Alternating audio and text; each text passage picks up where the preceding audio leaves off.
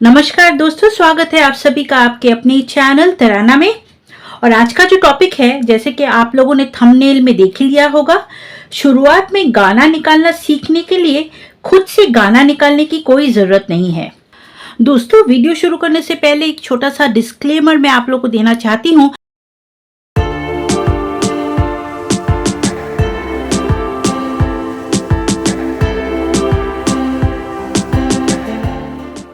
Friends, क्या आप भी घंटों बैठकर गाना निकालने की कोशिश करते हैं और फिर सोचते हैं कि क्यों सही सुर नहीं मिल रहा है? अगर हाँ, तो ये वीडियो आपके लिए है, क्योंकि शुरुआत में यानी कि बिगिनर्स लेवल में गाना खुद से निकालना जरूरी नहीं है। क्यों जरूरी नहीं है? और अगर खुद से गाना निकालने की कोशिश ना करें तो फिर क्या करें? इन सारे सवालों का जवाब जो है इस वीडियो में है। तो इस यूनिक तरीके को जानने के लिए वीडियो को मेरे साथ आखिर तक देखिएगा और देखने के बाद आपको पता चलेगा कि क्यों मैंने बोला है कि शुरुआत में खुद से गाना निकालने की कोई ज़रूरत नहीं है। चलिए आगे बढ़ते हैं। तो चलिए, इसे आसान बनाने के लिए हमने इस पूरे वीडियो को 4 आसान स्टेप्स में बांटा है, जिससे आप समझ पाएंगे कि शुरुआत में खुद से गाना निकालने की ज़रूरत क्यों नहीं है और बल्कि पहले सुनने और समझने की आदत डालना क्यों ज़रूरी है। वीडियो हम शुरुआत करते हैं इस सवाल के जवाब से कि क्यों नहीं करना चाहिए हमें। क्योंकि शुरुआत में हमारा लक्ष्य सुरों को समझना होना चाहिए, ना कि बस गाना निकालना। पहले दूसरों के नोटेशन से सीखने पर हमें पता चलता है कि कौन सा स्वर कहाँ और क्यों इस्तेमाल हुआ है, और यही समझ आगे चलकर हमें खुद से गाना निकालने में मदद करती है। तो ये था इसका जवाब। सबसे पहले दोस्तों, किसी आसान से गाने का नोटेशन लीजिए जो पहले से आपके पास लिखा हुआ हो। तो आप ऐसा कोई गाना ले सकते हैं जो आसान भी है और जिसके वर्ड्स आपके पास हैं। अगर आपके पास वर्ड्स नहीं हैं तो आप वर्ड्स लिख लीजिए और उसके नोटेशन आप ढूंढ लीजिए। ठीक है। अब जैसे कोई भी गाना हो सकता है, जैसे कि आए हो मेरी जिंदगी में तुम बहार बनके, बहुत ही आसान गाना है। तो इसी को एग्जाम्पल के तौर पे हम ले लेते हैं।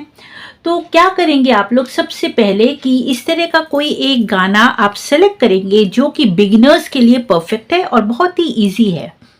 वो पहला स्टेप आपको करना है। जब आप उसको करेंगे तो उसको आपने लिख लिया और उसका भी जो नोटेशन आपको मिला, जैसे कि आप मेरे वीडियोस में जाके देख सकते हैं, आप इस गाने का ट्यूटोरियल आपको मिल सकता है। तो हम लोग एक काम करते हैं, मेरे ही ट्यूटोरियल और मेरे ही जो दिए हुए नोटेशन है उसी से हम लोग बात करते हैं। तो इस गाने को ले लेते हैं और इस गाने का जो नोटेशन है थोड़ा मैं आप लोग के साथ स्क्रीन पे इसको शेयर करूं और फिर आगे का एक्सप्लेनेशन हम लोग कंटिन्यू करेंगे। अब दोस्तों, आपके सामने नोटेशन है और आपके सामने गाने का वर्ड्स है। ठीक है। दूसरा स्टेप आपको क्या करना है? पहला तो आपको मिल गया ये। अब दूसरा स्टेप आपको क्या करना है? बोलों से स्वरों का मिलान करना है। मैं वीडियोस में आप लोग को बोलती हूँ कि आप बोल अलग कीजिए और उनको मैच कीजिए, तो यहाँ पे आपको खुद से ना करके आप सबसे पहले देखेंगे, सबसे पहले बोलों से स्वरों को मिलाइए। अब हर शब्द को उस पर लगे स्वरों से मिलाइए। अभी दोस्तों, जैसे मैंने आपके सामने शेयर किया है, आए हो मेरी जिंदगी में तुम बहार बनके, ये वाला गाना, तो इसके वर्ड्स आप लोग को तो मालूम ही है। आए हो मेरी जिंदगी में तुम बहार बनके, इसको लीजिए और इसको आप क्या करेंगे, आप इसको देखेंगे कि हर वर्ड के लिए यहाँ पे इस नोटेशन में कौन सा स्वर लगाया गया है। ठीक है। तो हर शब्द को उस पर लगे स्वरों से मिलाने का काम आपको करना है। तो फ्रेंड्स, अभी आप लोगों को पता चल गया कि कहाँ पे कौन से नोटेशन और कौन से वर्ड्स है और कहाँ से किसके लिए कौन से स्वर नोटेशन में लगाए गए हैं। ये जब आपका क्लियर हो गया, जब दूसरा स्टेप आपका क्लियर हो गया, जैसे कि इस गाने में आए हो मेरी जिंदगी, अब जैसे ए जो वर्ड है उसको नोटेशन के हिसाब से लिखा गया है सासा। सासा मतलब आए, हो मतलब ग, मेरी मतलब रे ग रे, जिंदगी मतलब सा नी ध, मे मतलब नी और सा। तो ये आप लोग क्या करेंगे, पहले समझेंगे कि कौन से वर्ड के लिए कौन सा स्वर लिखा गया है। पूरे गाने को पहले आप समझ लेंगे। इस तरीके से अलग अलग करके आप लिख लेंगे तो आपके सामने वो भी नोट्स तैयार हो गए, आप समझ गए। अब जो तीसरा स्टेप है दोस्तों, वो क्या है पता है?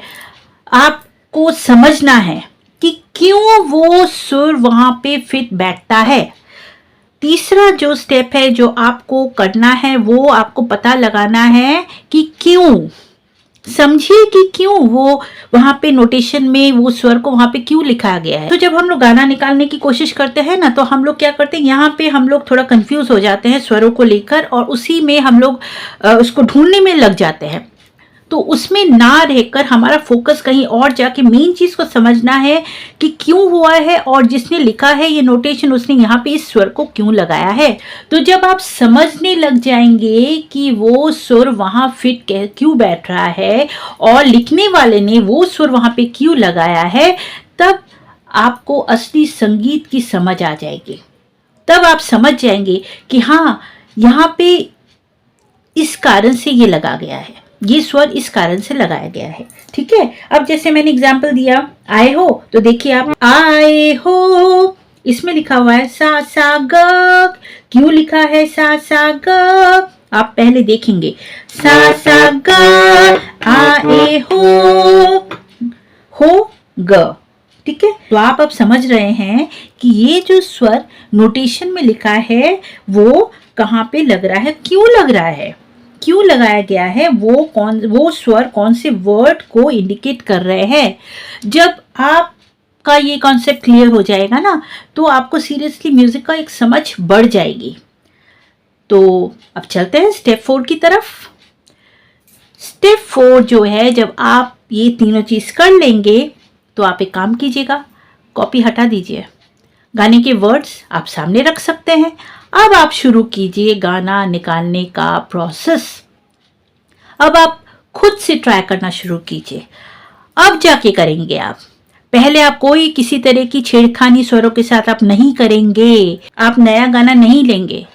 आप जो गाने को आपने देखा है, सेलेक्ट किया है, उसको समझने की कोशिश की है ना, उसी गाने को लीजिएगा। आप दूसरा गाना नहीं लेंगे, क्योंकि फिर आप नहीं, आपको मुश्किल हो जाएगा और फिर बाद में आप लोग बोलेंगे कि मैंने बोला था आपको गाना ट्राई करने के लिए और हमसे हो नहीं रहा है। तो इसके लिए मैं आपको क्लियर कर रही हूँ कि मैं आपको ये नहीं बोल रही हूँ कि आप नया गाना लेंगे। आप वही गाना लिखेंगे जिसका नोटेशन आपने देखा था, लिखा था, समझा था। वही गाना लेके आप कुछ दिनों बाद भी कर सकते हैं। ये जो स्टडी आप जो करेंगे, तीनों स्टेप का जो मैंने बोला है, वो 2-3 दिन तक आप कर सकते हैं, 1 हफ्ता आप कर सकते हैं। जब हो गया, क्लियर हो गया सब चीजें, तब आप एक काम कीजिए, उसके बाद वही गाना लीजिए, but without the notation. You can keep the words, आप वर्ड सामने रख सकते हैं और नोटेशन हटा सकते हैं। कुछ दिनों बाद उसी गाने को बिना नोटेशन देखे निकालने की कोशिश कीजिए। ठीक है, लेकिन याद करके नहीं, बल्कि अपने समझे हुए लॉजिक से उसको निकालिए। जब आप निकाल पाएंगे ना, गलती भी होगी, हर चीज तो करेक्ट एकदम से नहीं होगा, गलती होने दीजिए, गलती से मत घबराइए। गलती करेंगे तभी तो आप सही चीज पकड़ पाएंगे ना। गलती होने दीजिए, भले से गलती हो, लेकिन आपकी जो कोशिश, आज आप जो कोशिश करेंगे ना, उसका फल आपको बाद में जरूर मिलेगा। आप ये महसूस करेंगे कि अब आप सिर्फ सुनकर गाना नहीं बजा रहे हैं, बल्कि सुनकर और समझकर बजा रहे हैं, और ये समझ ही है जो बहुत ज्यादा जरूरी है। तो दोस्तों, आज के लिए इतना ही। बहुत जल्दी मैं दूसरा वीडियो लेके आप लोग के सामने आऊंगी, with a new class, with a new chapter, with a new topic. आप लोग प्लीज, मैं जो भी आपको टिप्स एंड ट्रिक्स बताती रहती हूँ, उनको फॉलो कीजिएगा और आप देखिएगा कि आपको रिजल्ट मिल रहा है। मिलूंगी जल्दी, तब तक के लिए keep practicing. Thank you so much. नमस्कार, बाय बाय।